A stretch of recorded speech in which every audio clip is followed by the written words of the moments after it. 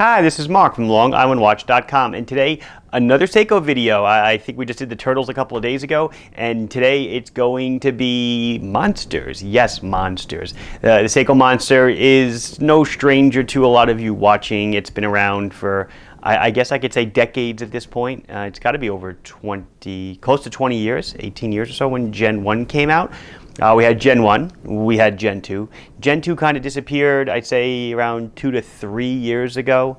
Gen 3 kind of hopped on the scene as a Japanese release. And now we have these new ones that I think are still kind of considered Gen 3 because they're really the same layout and form as the Gen 3s that we used to have.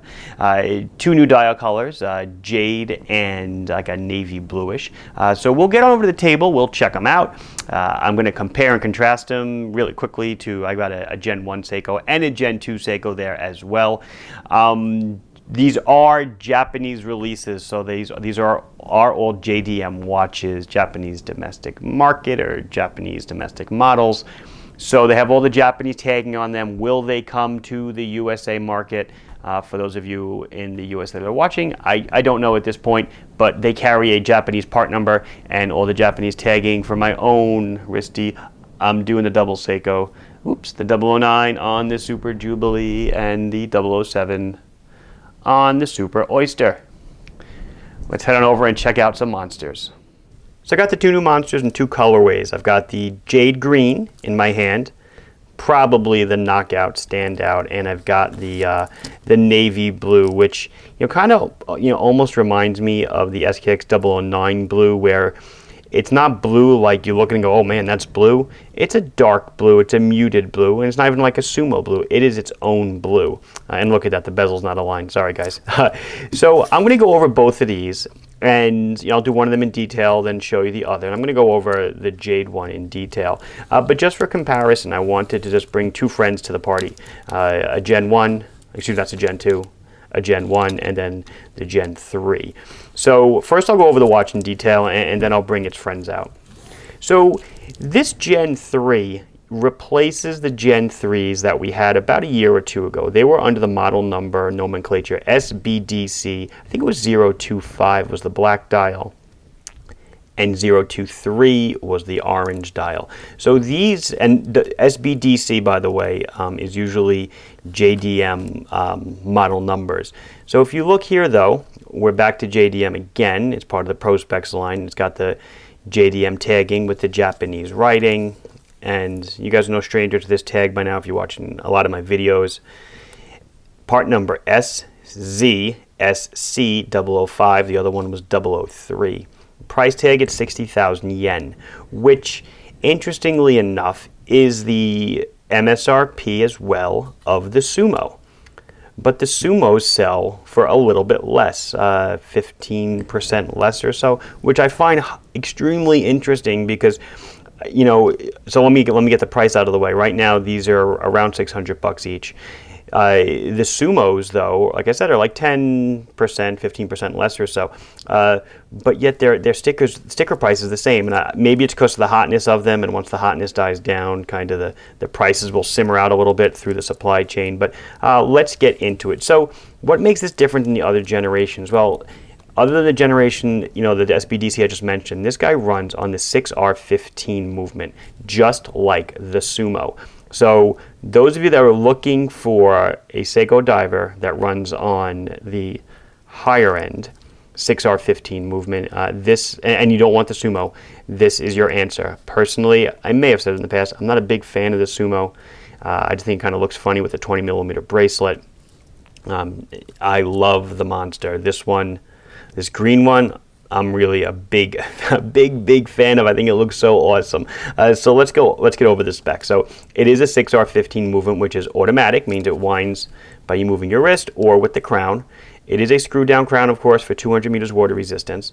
You can wind it by hand, like that, and you can hack it. When you pull out the crown to set the time, the seconds hand stops. You can set the time accurately. Let's go into the size. It is a full 42 and a half or so millimeters in diameter, around 13 thick. It's going to be 48 millimeters from tip to tip, Of course, it's a solid screw down back with the Seiko Tsunami logo. I had mentioned it's 200 meters water resistant. It is a dive watch, or it has the diver's mark. That means it meets ISO 6425 water resistance requirements. 20 millimeter lug, which again, you know, you'd think, oh, 20 millimeter looks weird on a watch this size. You'd expect a 22. The Monster does it right, though. The bracelet flares out right after the lug, so it does not look weird.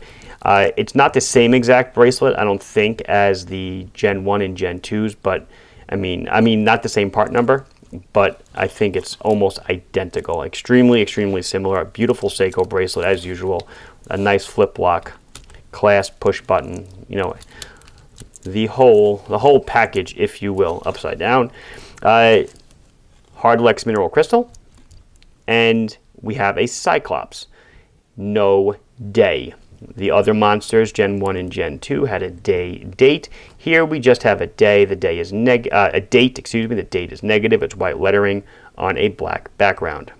So the advantage this guy might have over the other Gen 1 and Gen 2 is that since it runs on the 6R15, it's got a 50-hour power reserve as opposed to around a 40 or 41 40 or 41 hour power reserve. So it will run a little bit longer between windings. Accuracy is going to be a little bit better.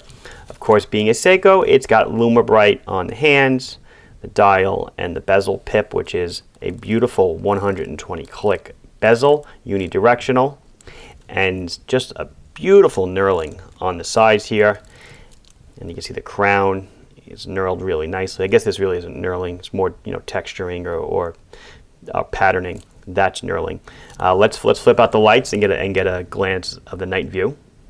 There you go. Not a problem at all. You'll read this one without any issue. There's light now coming from that way. Usually the light's behind me. It's later in the day. The light's coming from that way. So it is lighting up the studio, but I don't have to darken it at all. You can clearly see. It's very easy to read in the dark.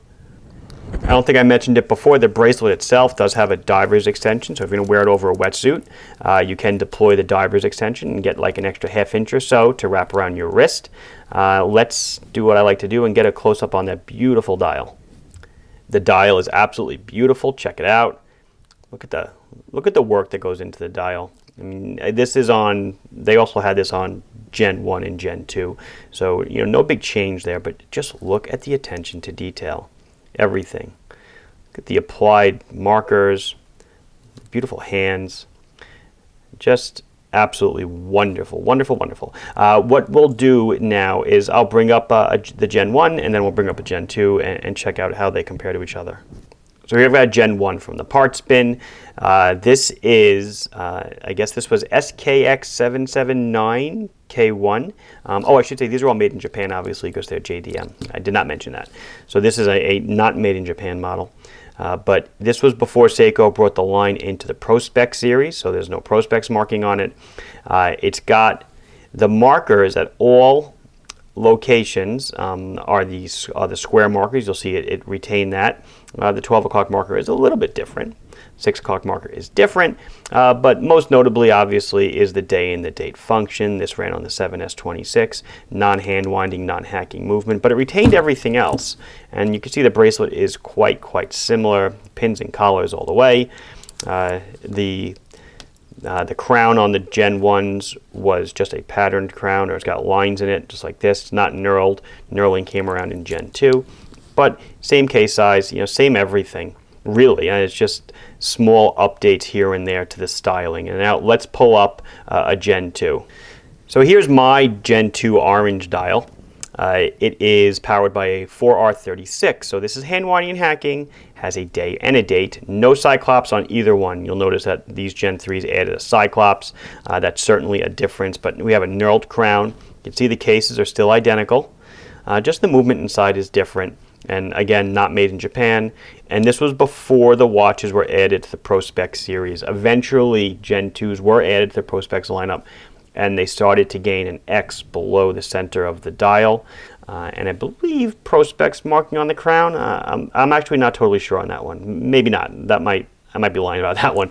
But here, definitely in Gen 3, full up Prospex. Again, Prospex stands for Professional Specifications. So now that we've gotten a really good look at Greenie here, why don't we check out its cousin?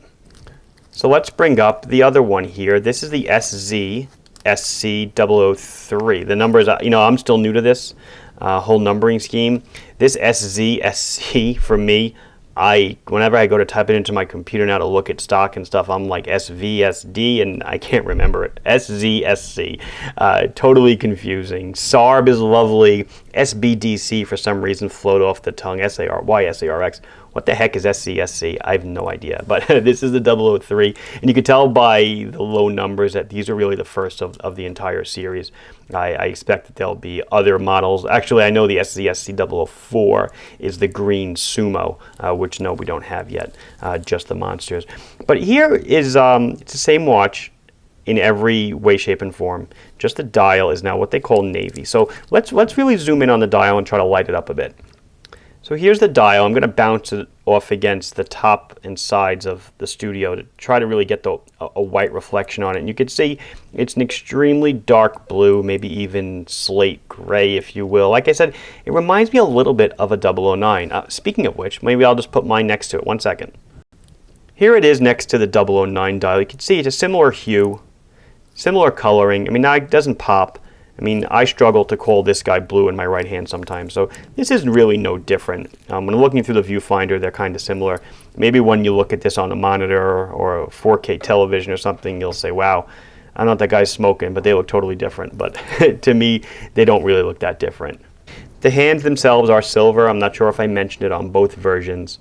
The hour and minute hand, the seconds hand is painted black, and tip is white, but sometimes with silver, if I tilt it down, if I'm wearing a black shirt, which I'm not, I'm wearing a blue shirt, they'll take on a different hue, but they are silver hands.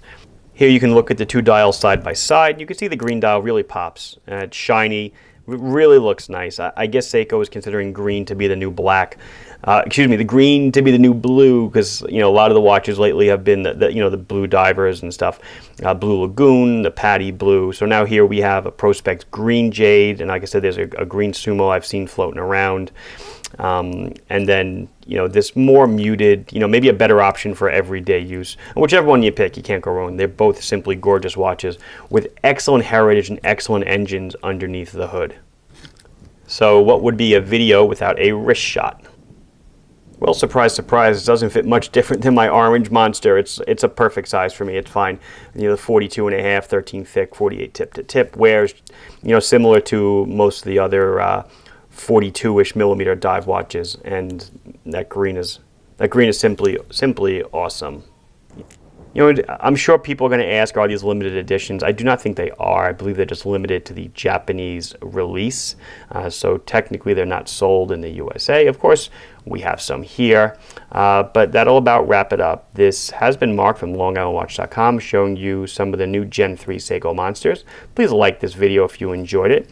Please subscribe to the channel if you have not done so. If you have any questions or comments, please put them down below, and we'll be sure to address them as soon as we can. Thank you for watching. Bye-bye.